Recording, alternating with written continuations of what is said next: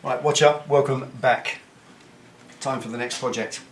Now we've been having a few less videos, as you've probably noticed, going up online, and there's a couple of reasons for that. The first one is that with the shifts that I'm doing, I'm end to end, 7, 8, 9 o'clock in the morning to 7, 8, 9 o'clock at night, and that kind of takes all your spare time. The other reason is that the Google Plus machinery has changed the YouTube's comments boxes a little bit. The comments boxes used to be a 500 character lock. They're now not. They're now unlimited. And some of the questions coming in are getting longer and longer and longer. So we are going to be doing a little bit of trimming on that. Anybody sending great big lengthy answers, great big lengthy messages, seriously, we are going to have to cut you folks. We can't answer them all. We haven't got the time in the day. And it's not fair to everybody else when we just can't get around it all. We're spending sometimes 2 or 3 evenings a week, come home from work, 7, 8 o'clock at night, right through to midnight, actually trying to answer all these messages. And that's detrimental to the videos. It's kind of the tail wagging the dog, if that makes sense. So there's a simple way to do it. If you have a question, folks, keep it simple. That's all we need. Just 1, 2 lines, 5 lines, 10 lines. Keep it to that old kind of 2-inch deep box. That's fine. We can read that through, answer it, give you a question. People asking for reviews and things like that. What bike to buy, a review on this, should I buy this or this bike, etc. Understand that you need those things, and that once upon a time was great fun to sit and chat because you're kind of e-chatting on a box. Best way to do that, folks, is get on the forum. We've now got the forum. It's growing every day. And what's the membership now? Nearly 300. Nearly 300. We started at 71, which is the dormant local members. Now we've got 300 people. So there's 300 people out there to give you opinions. So if you want opinions and a review on what bike to buy, whether it should be a Triumph or a Yamaha or a Thunderbird, whatever, get on the forum. Put your thoughts on there. There's the bike section, the general chat section, and there's also reviews on there from other people already on their bikes. So you can read lots. That's what forums are for. On here, we're really trying to keep it channel if we possibly can. We're just kind of separating it so it all works out for the best. Anyway, there we go. That's enough waffle on that. The next thing on the Triumph, as obviously the exhaust meant it coming off the road for a little while because you're stripping the exhaust off, that's all done. So now that I can still use it on dry days, as we did, we had a bit of fun out, didn't we? Yeah, last week. Fantastic, last week, we enjoyed that. What I don't want to do is keep making in-betweeny little videos on how to clip bits of wiring together to take live feeds. That's all very well and good, those little how-tos are the bread and butter of the channel. But they're a bit boring, and you have to keep conceiving them and thinking of different things because people are asking all the time. And I really would rather be in a project. So we're going to do a little bash plate for the Triumph. You can buy bash plates, you can buy the strip of alloy that goes underneath, and they're okay, but they cost anywhere between 60 and 70 pounds for what is effectively a kind of strip of alloy curved that goes under your frame. That's it. And they now come with them as standard anyway, and they're about 60 or 70 pounds, quite a lot of money, but you can make them. Very simple. There's loads of mount points. All you need is some cardboard to make a template, and then you can make the whole thing out of sheet metal. What I've decided to do is use 2mm sheet metal and make a proper 3D guard. I don't want that strip underneath that you normally get. I want something a little bit more 3D than that. Comes around, protects a bit more of the engine, and that's going to mean welding, a little bit of fabrication. So if you go back to a video we made a little while ago, it was, I'll put a link underneath for it, along with a link to the forum, because people are still not listening, they're still not finding the forum. So we'll put some links underneath. The previous video series was what I did on my old Harley Iron, where I made a little belly pan for it out of sheet metal. That was pretty cool. And I've still got all the materials, all the leftover materials for that, and it's going to be a similar thing to that. Literally fabricated out of sheet metal using the old fabricating tricks, and I'm hoping that's going to be quite interesting for you and give you a little series to follow. So today is episode 1 of Project Triumph Bash Plate. Okay, stick around, stay tuned, let's see what's first on the list. Cardboard, scissors, pencil. It's as simple as that. That's what it starts off with, and a tape measure. Here's a tape measure pen. There it is. Step this way, gentlemen. Right, and ladies. So this is the area of to be protected. As you can see, nice vulnerable engine, all nice and in the way of a tyre that is unprotected below here, which is kind of a catch-22, or what we might call it. It's a recipe for obvious problems, especially seeing as here, the oil cooler, which goes between there and there, is completely and utterly unprotected. And that's the factory option. Now I wonder, what it says to me straight away is what would happen. And I wouldn't want to challenge this because I actually quite like my local Triumph dealer, they're nice guys, but I wonder what you would do if you took your Triumph back after 2 weeks of ownership with a stone hanging out of the front of the oil cooler and a big split in it. Because my view would be you haven't correctly produced a guard for that, you haven't put a mudguard or fender in place that protects the oil cooler. So that design of that bike is a faulty design. Anyway, don't go too far down that road. The point is, my local dealer are pretty good. They probably replace your oil cooler and then sell you a guard to put over it, or if the worst, they might stick one over it. But I think it's a bit of a faux pas on the factory's part for not protecting that, so that's going to be part of this thing. I've got the mesh, if you remember, the mesh that goes in here. I'm going to use a bit of mesh over the front there, another opportunity to use some of the gold mesh and bring a little bit more colour into the bike. Also protecting this area around the sides here of the engine, so I'm going to bring the thing round a little bit, sort of like that, and then obviously underneath in the normal way. If you've seen some of the big 1250s, the big adventure bike bash plates, those are kind of like a little box that go around the bottom. I kind of like that. And if it's 2mm steel, you can make it quite a nice little thing, all welded together. But it all starts with a sheet of cardboard and a tape measure. Now, I'm going to bring it right up to the top. So the first measurement is up, there's a bolt under here, look at that pen. The horn here, which will be relocated in a minute, that bolts to a bolt there, a single central frame bolt that's nice and flush, not recessed or anything. So that's where the top of the whole lot will bolt on. This will probably be a frame, I'm guessing, down here when I put the mesh in the centre, and then carry on as a bash guard. We've got these 4 mounts there, you've got 2 more. There's lots of places to bolt it all on. But all I need to do first is consider just a bit north of the bolt to give me some spare. Come on down, and then come on under. Oh yeah, I just don't move it in the middle. I'm just going to measure the length, really. Now there's a halfway back, there's an oil filter and a sump plug. So I don't want to, what would be nice is to be able to do oil changes in the future without taking the bash plate off.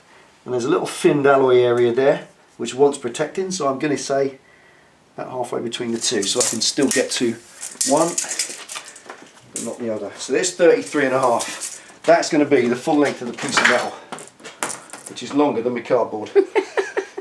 So what we'll do for starters, we'll go with the cardboard. Oh, incidentally, you can use cereal boxes for this kind of thing, but I kind of like using thicker stuff, purely because it acts a little bit more like metal. You can bend it and it stays bent and so on, and when you come to cut it, it's a little bit more accurate when you put it over to the steel, but you can use what you like. Depends how much cereal you eat. Depends how much cereal you eat, yeah, we don't really eat that in our house. So we're going to full with the full length there. We're going to use all that. I need another couple of inches on that, but we can work that out when it comes to the steel. Width wise, coming across the front, obviously these are going to come in at an angle, so I'll do them as separate pieces.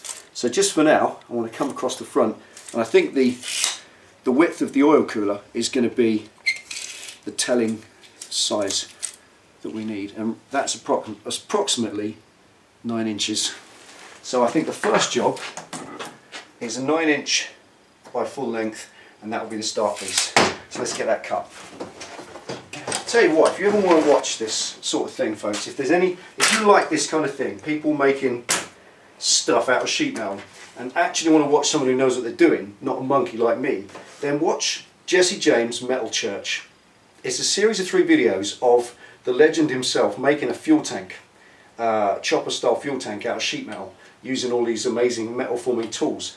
I've watched it so many times I can tell you every line in it. It's absolutely awesome. Jesse James is an amazing, astonishing fabricator and an absolute legend in my eyes. And if you want to watch that, give it a look, because that is one seriously interesting series of videos.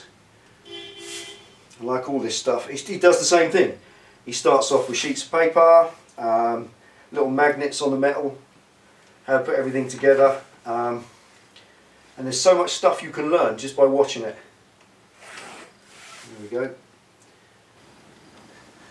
Now this first cut won't go right through, because this stuff's pretty thick. It's 2mm thick card. And then just come off the edge, give that some welly. You can take it out in the second cut. Right, whip the horn out of its mount for now, just because I want to put the card in its place, so it'll sit nice and flush. Let's get that out of the way.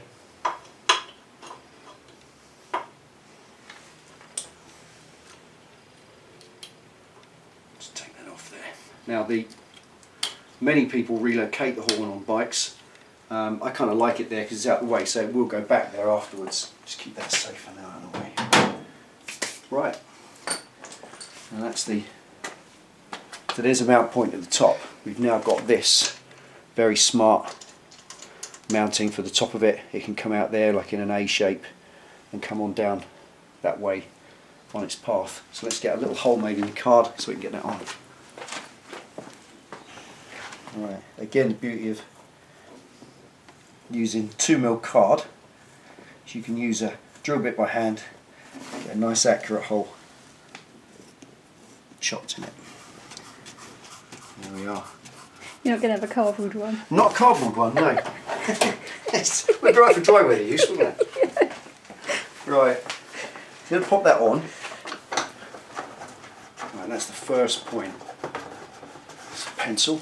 Now I've got to do the curve first. The good part of this card is it will hold a curve like better than a cornflakes packet. So that's at the right height, and just use each finger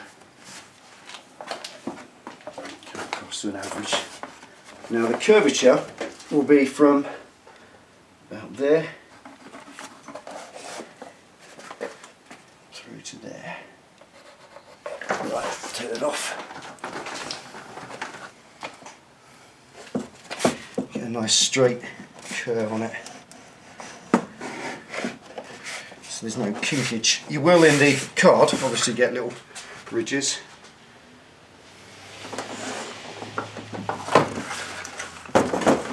But in the steel you won't, because you'll get a nice bend on it.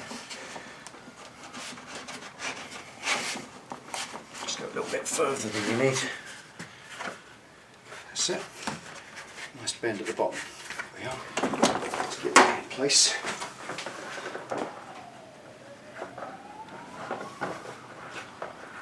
That's it. Okay. There we are.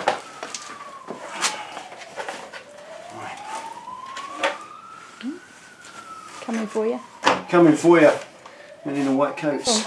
Right, so now we've got the basic full piece of card in place. It's obviously too wide everywhere. Just going to trim it down. All this is getting cut out in the future, but for now it's going to trim off the excess down the outside and just marking it according to where the frame is.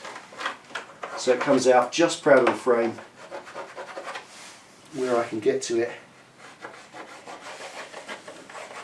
like that. Doesn't have to be accurate because I'll put a straight line along it once I'm back on the bench. That's it. Need a bigger garage. Did I say I need a bigger garage? We did ask for one. That. Yeah, okay. Right, now I can trim it a little bit better. It's got a rough outline. Now that's only a sketch according to what I can get to, but it's giving me an average of where the line should be.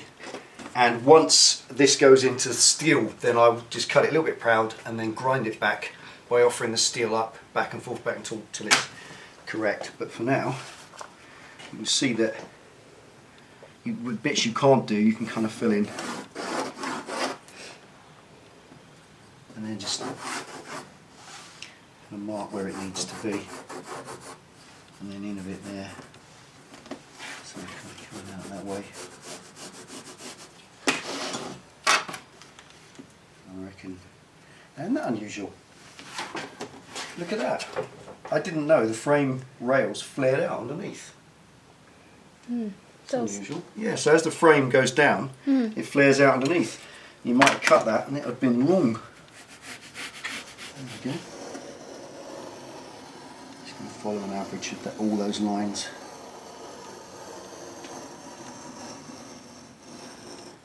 And come in at the top. And it's as much of a guesswork as anything else, but that's why it's just on cardboard for now. There are 4 bolts here which I'll access once the metal comes to play, and that'll give me proper mount, but just for now, take that in place. There we we go. Right, so that's it for now. That gives us the straightforward up and down that's going to protect all the middle, but to protect this I need something to come across here, and it's going to have to come in at an angle because it looked daft coming out the front. I don't want to make a fairing. It's got to be just a bash plate, and this kind of thing needs protecting. This always suffers badly with the weather. This braided hose rusts out, these ends rust out pretty bad in time, and obviously this joint here, the edge of this casing, so I want to come out to about there with it. So the next thing is to make a piece that's going to kind of come in from there, just to cover that in, like a triangle sort of piece. Work out something from there. Let's get a card. Well, I'm going to come out to here, so just work with a bit of paper first because it's easier than this card, which is a bit thick. I'm going to come out first to this line before we come in, which is there. So a little fold along there first, and then just working that in to there, and then that in to there. That gives us a little bit of protection across the two. That can be metal welded into there in the future, so that's a nice bit of protection in there, and it comes to the front of the casing where you can make a nice lip on it in the end.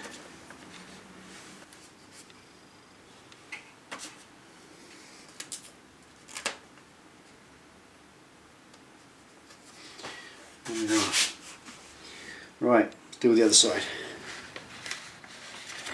Obviously don't want to prevent any airflow to the engine fins.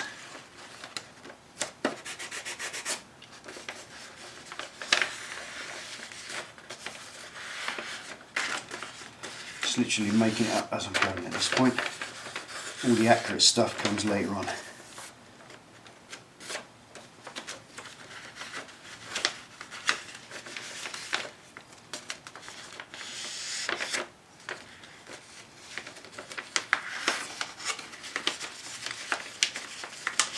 Just wants to get around the engine so it protects it from the elements enough without covering it up too much. Right, so I'm going to use some halfway house card just before I go any further. This is the old shirt stuff that comes in your shirts when you get from work. So that will be quite handy. And we just cut around that one. Now this bottom piece, that bottom edge isn't done. I might cut that out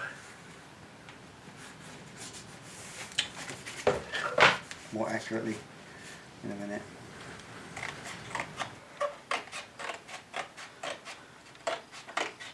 So I will make these in full thickness card. It will just be a case of I want to do them in this first, just as a halfway house, because they're a bit easier to bend and trim than the big thick stuff.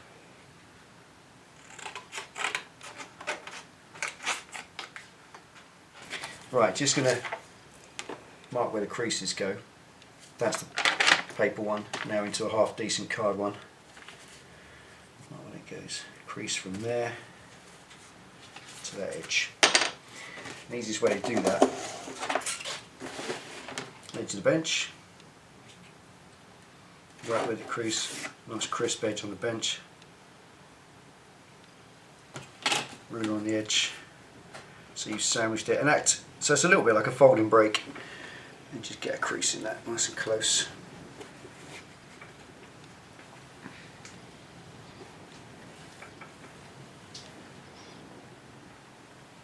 A nice accurate fold in that, where it needs to be. This has got a couple in this one. Right, okay, two foldy ones. Which was which? That was that side. That's it. Tape. Right, let's just see if these work. And then, I don't want it coming out any wider than this. Like I said, it's not a fairing, it's just a bash guard, and it's got to show as much of the engine without covering up this seam edge. Stick the other one on. Right, so that's given me the fundamental area. This is not the design, this is not how it's going to look. This is an exercise in material surveying, if you like, quantity surveying if you wish, and it's just to see roughly where the maximum amount of material I'm going to need. Definitely going to run something across the front. It may not look like this. I am looking at perforations, use the cone cutters that I used here to bring some holes in this, obviously, so that it picks up this. There's the gold mesh, which is going to go in. See, obviously all the weight here visually won't be there because I'll bring this, cut this right down neat, and then there'll be a big hole in there that allows the oil cooler to breathe. So that will all be gold mesh in the front, or black, whatever is the relevant, whatever. But the point is, this is nothing like it's going to look. It's just an exercise in that's how much space I need. So now all I've got to do is take all this off, lay it out, and measure the area so that I can order the steel accurately without ordering more than I need, because it is quite expensive. Okay, so let's whip all this off. See what it looks like on this. So that's the sum total, and it's sort of thinking, if you did it sort of like that, that's around where we are, and that will give us, if I do it that way, it will give that kind of amount, because where it is underneath, I'm thinking I might do a little strip underneath. I'm not sure yet. Haven't really designed the thing, not even in my head, but I do need that part first. It may not even be that long. Not sure, but it's better to check it as long as it can possibly be. And this is now a materials thing, so that's a yard long. So we've got 36 inch. What are we? 36. That's 3 foot, isn't it? Mm-hmm. So we'll get a metre, I think. That'll give us an offcut each end of about 2 inches. So you need a metre that way. And the width wise, we're looking at, I reckon, 500. So if we go 1 metre by 500, that's going to give me the steel that I need. And it sells in different lights. If you look at eBay, you can order it from all sorts. You just put it in sheet metal. And I'm not necessarily sure whether I'll do it in 2mm. And that's because the lesson learned today in using this 2mm cardboard, this is 2mm. And that's how thick the steel would be. That's going to be quite heavy. I don't want it to be too heavy, so I'm thinking maybe 1.5mm, and that will be probably a little bit more pliable and easy to fix, but I want it also thick enough that I can get a really nice seam weld, because where these are, because I haven't got a folding brake, bending a piece of 2mm steel to that profile is going to be quite hard. You have to grind out the edge with a grinder, so it's about 3/4 of the way through, so you go about 1.5 mm through, leaving a little bit of metal left. You bend it and then you weld it down, so you kind of set the weld in place, but it's a lot of work, a lot of fussing around, whereas 1.5 might just bend in the vise. Different options, but when it's on the bike and it's all welded in one piece, I want it nice and stiff because it is a bash plate. So I've got a bit of thinking to do on that. That's it for now. Anything else, Pen? No.